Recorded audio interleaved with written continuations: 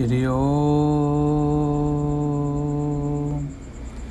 श्री ओम श्री ओम। श्रीमद् भगवत वासुदेवाय नमस्ते। द्वारकाधीशाय नमस्ते। श्रीमद् भगवत महापुराण तृतीय स्कंद अथ द्वाविशो अध्याय देवहूति के साथ कर्दम प्रजापति का विवाह की कथा। प्रभु की उपासना कर कर्दम ऋषि ने जब मनचाही कन्या से शादी के लिए स्वीकृति प्रदान कर दी, पश्चात मैत्रेय जी कहने लगे, विदुर जी, इस प्रकार जब कर्दम जी ने मुनि जी के संपूर्ण गुणों और कर्मों की श्रेष्ठता का वर्णन किया तो उन्होंने उन निवृत्ति परायण मुनि से कुछ सकुचा कर कहा, जो कुछ इस प्रकार है। मुनि जी कहने लगे, मुने, वेद मूर्ति भगवान ब्रह्मा ने अपने वेदमय विग्रह की रक्षा के लिए तप विद्या और योग से संपन्न तथा विषयों में अनासक्त आप ब्राह्मणों को अपने मुख से प्रकट किया है, और फिर उन सहस्त्र चरण वाले विराट पुरुष ने आप लोगों की रक्षा के लिए ही अपनी सहस्त्रों भुजाओं से हम क्षत्रियों को उत्पन्न किया है। इस प्रकार ब्राह्मण उनके हृदय और क्षत्रिय शरीर कहलाते हैं। अतः एक ही शरीर से संबंध होने के कारण अपनी अपनी और एक दूसरे की रक्षा करने वाले उन ब्राह्मण और क्षत्रियों की वास्तव में श्रीहरि ही रक्षा करते हैं, जो समस्त कार्य रूप कारण होकर भी वास्तव में निर्विकार हैं। आपके दर्शन मात्र से ही मेरे सारे संदेह दूर हो गए हैं, क्योंकि आपने मेरी प्रशंसा के में से स्वयं ही प्रजा पालन की इच्छा वाले राजा के धर्मों का बड़े प्रेम से निरूपण किया है। आपका दर्शन अजितेंद्र पुरुषों को बहुत ही दुर्लभ है। मेरा बड़ा भाग्य है जो मुझे आपका दर्शन हुआ है और आपके चरणों की मंगलमयी रज अपने सिर पर चढ़ा सका। मेरे भाग्योदय से ही आपने मुझे राजधर्म की शिक्षा देकर मुझ पर महान अनुग्रह किया है, और मैंने भी शुभ प्रारब्ध उदय होने से ही आपकी पवित्र वाणी कान में खोलकर सुनी है। मुने, इस कन्या के स्नेह बस मेरा चित्त बहुत चिंताग्रस्त हो रहा है, अतः मुझ दीन की यह प्रार्थना आप कृपा पूर्वक सुने। यह मेरी कन्या, जो प्रियव्रत और उत्तानपात की बहन है, अवस्था, शील और गुण आदि में अपने योग्य पति को पाने की इच्छा रखती है। जब से इसने नारद जी के मुख आपके शील, विद्या, रूप और आयु और गुणों का वर्णन सुना है, तभी से यह आपको अपना पति बनाने का निश्चय कर चुकी है। द्विजवर, मैं बड़ी श्रद्धा से आपको यह कन्या समर्पित करता हूँ। आप इसे स्वीकार कीजिए। यह ग्रहोचित कार्यों के लिए सब प्रकार आपके योग्य है।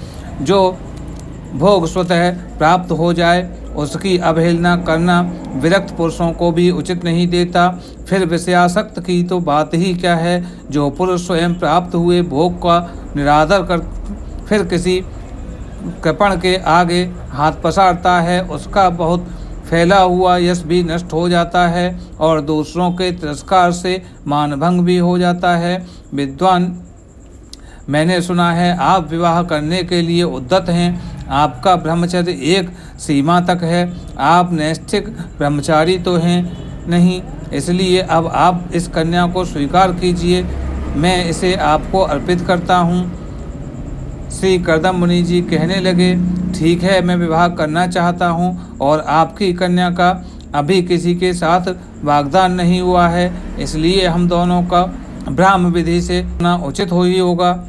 राजन, वेदोक्त विवाह विधि में प्रसिद्ध जो अंबाड़ी ते इत्यादि मंत्रों में बताया हुआ काम संतानोत्पादन रूप मनोरथ है, वह आपकी इस कन्या के साथ हमारा संबंध होने से सफल होगा। भला जो आपकी अंग कांति से आभूषण आदि की शोभा को तिरस्कृत कर रही है, आपकी उस कन्या का कौन आदर न करेगा। एक बार यह अपने महल की छत पर गेंद खेल रही थी। गेंद के पीछे इधर उधर दौड़ने के कारण इसके नेत्र चंचल हो गए थे तथा पैरों में पाजे मधुर झनकार करते जाते थे। उस समय इसे देखकर विश्वावसु गंधर्व मोहवश अचेत होकर अपने विमान से गिर पड़ा था। वही इस समय यहाँ स्वयं आकर प्रार्थना कर रही है। ऐसी अवस्था में कौन समझदार पुरुष इसे स्वीकार न करेगा। यह तो साक्षात आप महाराज श्री स्वयंभू मनु की दुलारी कन्या और उत्तानपाद की प्यारी बहन है तथा यह रमणियों में रत्न के समान है। जिन लोगों ने कभी श्री लक्ष्मी जी के चरणों में उपासना नहीं की है उन्हें तो इसका दर्शन भी नहीं हो सकता। अतः मैं आपकी इस साध्वी कन्या को अवश्य ही स्वीकार करूंगा, किंतु एक शर्त के साथ। जब तक इसके संतान न हो जाएगी तब तक मैं गृहस्थ धर्मानुसार इसके साथ रहूंगा। उसके बाद भगवान के बताए हुए हिंसा रहित शम दमादि धर्मों को ही अधिक महत्व दूंगा। जब तक इसके संतान न हो जाएगी तब तक मैं गृहस्थ धर्मानुसार इसके साथ रहूंगा। उसके बाद भगवान के बताए हुए संन्यास प्रधान हिंसा रहित शम दमादि धर्मों को ही अधिक महत्व दूंगा, जिनसे इस विचित्र जगत की उत्पत्ति हुई है, जिसमें यह लीन हो जाता है और जिसके आश्रय से यह स्थित है। मुझे तो वे प्रजापतियों के भी पति भगवान श्री अनंत ही सबसे अधिक मान्य हैं। श्री मैत्रेय जी कहने लगे, प्रचंड धनुर्धर विदुर कर्मद जी केवल इतना ही कह सके। फिर वे हृदय में भगवान कमलनाभ का ध्यान करते हुए मौन हो गए। उस समय उनके मंदहास युक्त मुख कमल को देखकर देवहूति का चित्त लुभा गया। मनु जी ने देखा कि इस संबंध में महारानी शत्रुपा और राजकुमारी की स्पष्ट अनुमति है। अतः उन्होंने अनेक गुणों से संपन्न करदम जी को उन्हीं के समान गुणवती कन्या का प्रसन्नतापूर्वक दान कर दिया। महारानी शत्रुपा ने बेटी और दामाद को बड़े प्रेमपूर्वक बहुत से बहुमूल्य वस्त्र आभूषण और ग्रहोचित पात्र आदि दहेज में दिए। इस प्रकार सुयोग वर को अपनी कन्या देकर महाराज मुनि निश्चिंत हो गए। चलती बार उनका वियोग न सह सकने के कारण उन्हें उत्कंठावश विवलचित होकर छाती से चिपटा लिया और बेटी बेटी कहकर रोने लगे। उनकी आंखों से आंसुओं की झड़ी लग गई और उन्होंने देवहूति के सिर पर सारे बाल भिगो दिए। फिर वे मुनिवर कर्दम से पूछकर उनकी आज्ञा ले रानी के सहित रथ पर सवार हुए और अपने सेवकों सहित ऋषि कुल सेवित सरस्वती नदी के दोनों तीरों पर मुनियों के आश्रमों की शोभा देखते हुए अपनी राजधानी में चले आए।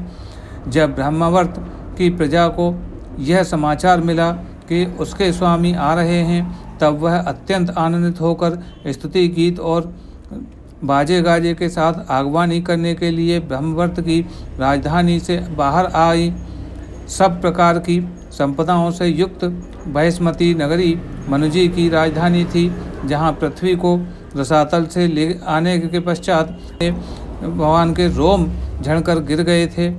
वे रोम ही निरंतर हरे भरे रहने वाले कुश और कांस हुए, जिनके द्वारा मुनियों ने यज्ञ में विघ्न डालने वाले दैत्यों का तिरस्कार कर भगवान यज्ञ पुरुष की यज्ञों द्वारा आराधना की है। महाराज मुनि श्री वाराह भगवान से भूमि रूप निवास स्थान प्राप्त होने पर इसी स्थान में कुश और कांस की बड़ी चटाई बिछाकर श्री यज्ञ भगवान की पूजा की थी। बहिष्मतीपुरी में मनु जी निवास करते थे। उसमें पहुंचकर उन्होंने अपने त्रितापनाशक भवन में प्रवेश किया। वहां अपनी भार्या और संतति के सहित वे धर्म अर्थ और मोक्ष के अनुकूल भोगों को भोगने लगे। प्रातः काल होने पर गंधर्वगण अपनी स्त्रियों के सहित उनका गुणगान करते थे, किंतु मनुजी उसमें आसक्त न होकर प्रेमपूर्ण हृदय से ही श्रीहरि की कथाएं सुना करते थे। वे इच्छानुसार भोगों का निर्माण करने में ही कुशल थे, किंतु मननशील और भगवतपरायण होने के कारण भोग उन्हें किंचित भी विचलित नहीं कर पाए थे। भगवान विष्णु की कथाओं का श्रवण ध्यान रचना और निरूपण करते रहने के कारण उनके मनवंतर को व्यतीत करने वाले क्षण भी कभी व्यर्थ नहीं जाते थे। इस प्रकार अपनी जागृत आदि तीन अवस्थाओं में अथवा तीनों गुणों को अभिभूत करके उन्होंने भगवान वासुदेव के कथा प्रसंग में अपने मनवंतर के 71 चतुर्युग पूरे कर दिए। व्यास नंदन विदुर जी, जो पुरुष श्री हरि के आश्रित रहता है उसे शारीरिक, मानसिक, दैविक, मानसिक और भौतिक दुख किस प्रकार कष्ट पहुंचा सकते हैं। मुनि जी निरंतर समस्त प्राणियों के हित में लगे रहते थे। मुनियों के पूछे जाने पर उन्होंने मनुष्यों के तथा समस्त वर्ण और आश्रमों के अनेक प्रकार के मंगलमय धर्मों का भी वर्णन किया, जो मनु संहिता के रूप में अभी भी उपलब्ध है। जगत के सर्वप्रथम सम्राट महाराज मनु वास्तव में कीर्तन के योग्य थे। यह मैंने उनके अद्भुत चरित्र का वर्णन किया है। अब उनकी कन्या देवहूति का प्रभाव सुनो। ओम नमो नारायणाय नमस्तुते। इति श्रीमद्भगवत महापुराणे परमहंस संहिता तृतीय स्कंधे द्वाविंशो अध्याय ततः। श्री हरि जी कहते हैं कि जो लोग धर्म के कार्य में अथवा धर्म के प्रचार प्रसार में अथवा धर्म के कार्यों में मदद करते हैं, मैं सदैव उनकी मदद के लिए तत्पर रहता हूँ। जो लोग धर्म को आगे बढ़ाने में अपना सहयोग करते हैं, मैं उनके कल्याण के लिए हमेशा अपना सहयोग करता हूँ। हमारा यह प्रयास इस चैनल के माध्यम से आगे बढ़ना चाहिए, तो आप हमारे चैनल को अधिक से अधिक लोगों में शेयर करें, सब्सक्राइब करें दोस्तों। इससे धर्म का प्रचार प्रसार होगा, उसमें मदद प्राप्त होगी। भक्तों, अगर आपको लगता है प्रयास धर्म के प्रचार प्रसार में सार्थक कदम है, तो भक्तों हमारे इस चैनल को लाइक कीजिए, सब्सक्राइब कीजिए, ज़्यादा से ज़्यादा लोगों में शेयर कीजिए, जिससे धर्म का प्रचार अविरल रूप से आगे बढ़ता रहे। भक्तों, इसी कामना के साथ धन्यवाद। प्रभु आपकी मनोकामना पूर्ण करें। जय श्री कृष्ण, जय जय श्री राधे।